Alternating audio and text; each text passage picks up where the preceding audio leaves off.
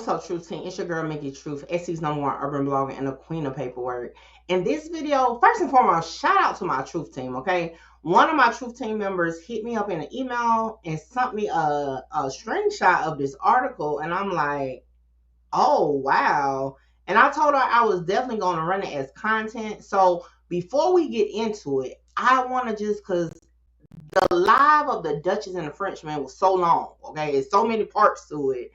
I don't even think I fully saw the full live at this point, but I do want to take this piece of the live and refresh everybody's memories before we get into this article that has been uncovered. Let's get into it. We have Mickey Truth. Who is this? You got Mickey Truth kicked out. Shout out Mickey. Let's get one thing clear. This your girl, Mickey Truth.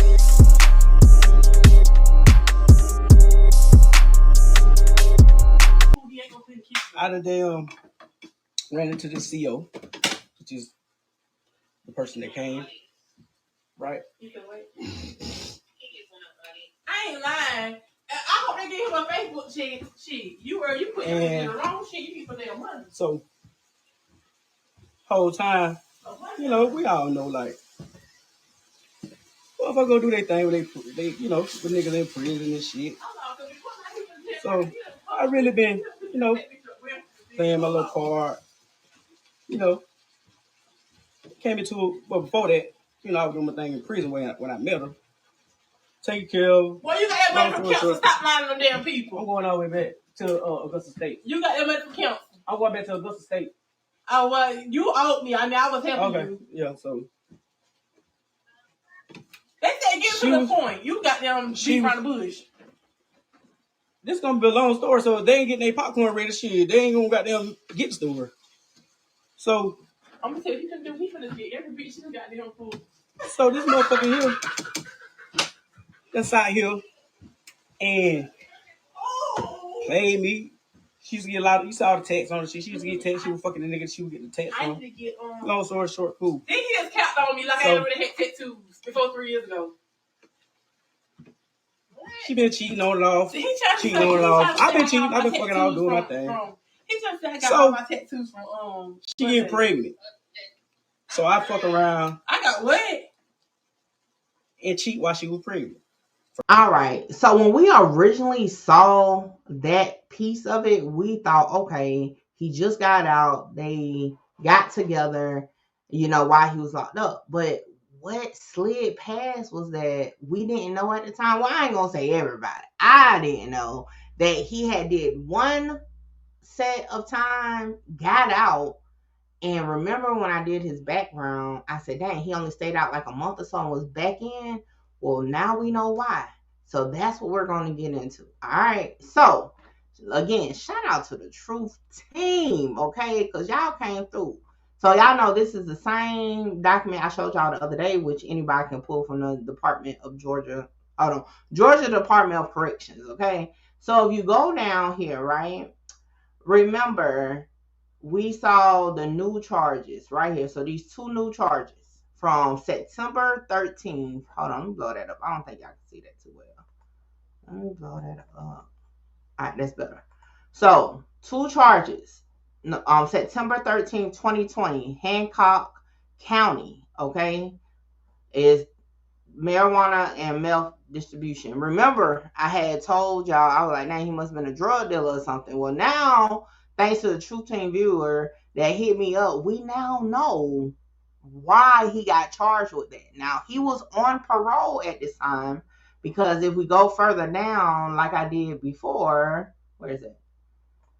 Again, he started doing time February 18, 2018. He got out September 1st, 2020, okay? 12 days later, he caught a new case, okay? And he ultimately started doing time October 29th, 2020. So what kind of case did he catch? Well, if we go over to the Georgia Department of Correction, they had a press release, okay? It says September 17, 2020, all right? It says contraband arrest at Hancock State Prison. All right, hold on. Can y'all see that? I don't know why it looks so small. We're going to blow that up just a little bit. All right. Now, it says, I'm going to skip the first part, okay? Because basically it just goes into saying, like, how bad it is for, contraband being coming to the prisons through staff and civilians, whatever. So it says on September 13th at Hancock State Prison, parolee, okay? Because remember, we knew he was on parole. Shamarcus Carr and civilian Melvin Jackson were discovered near the facility's wood line. The following contraband was confiscated: methamphetamine, I cannot say that. MDMA, okay, alpha-zolum pills, oxycodone pills, cell phones, chargers, tobacco, and marijuana. During a further search of the area, the driver, Zaria Cummins, who dropped the two suspects off, was located. All three suspects were arrested and transported to the Hancock County Jail. Yes. So Zaria and Shamarcus met during his first set of time in prison.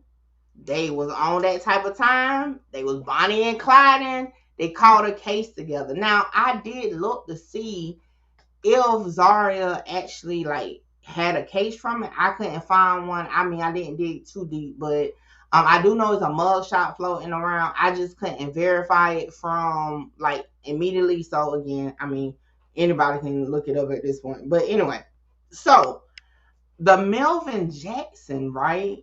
This is the kicker with the Melvin Jackson thing. He's actually a friend of Shamarcus. I found through Instagram. Now, I'm going to say allegedly because we don't have no picture of Melvin Jackson, okay? I just feel like, in my opinion, okay, what's the coincidence that a Melvin Jackson is friends with the Frenchman, okay? And a Melvin Jackson that got caught with him doing a crime.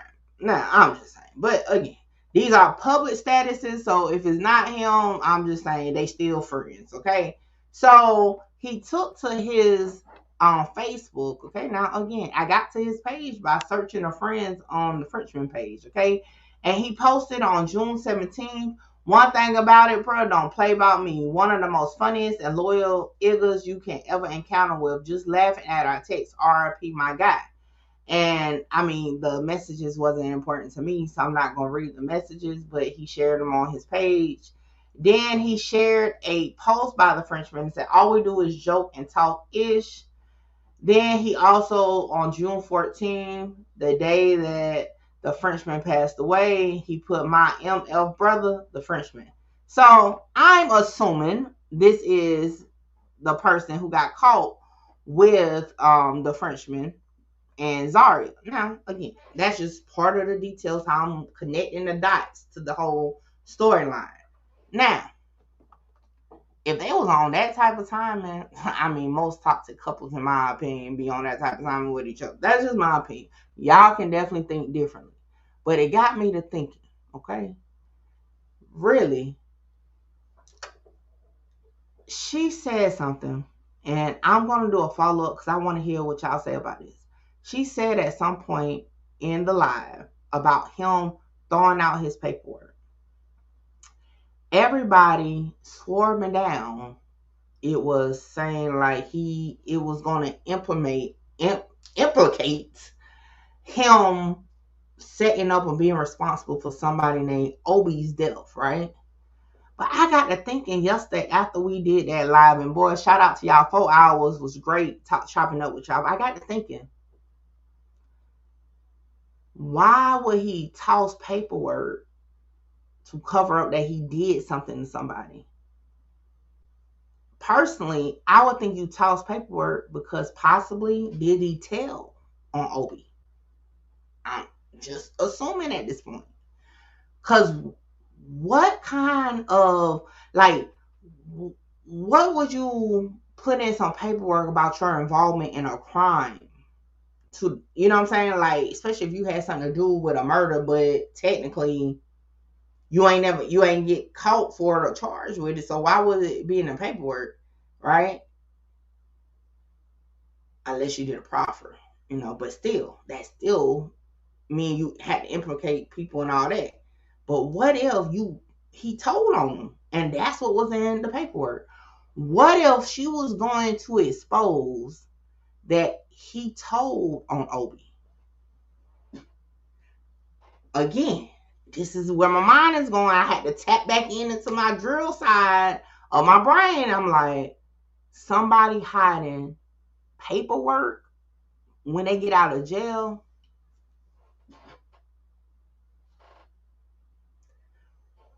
What's worse for a street nigga than somebody calling you a snitch?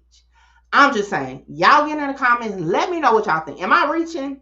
Because nobody has went down that route. Everybody assumed, oh, he set him up. And again, we still don't even know exactly who Opie is, how he died, or whatever. But the point that she mentioned, you toss your paperwork because you, come on, let me know. Like, comment, share, subscribe, tell a friend, and pull up on your girl Make the Truth. Catch you on the next one. And like I said throughout the video, that's my opinion. And if you don't like it, guess what? This is the weakest. Give a fuck about what they scream. Holla!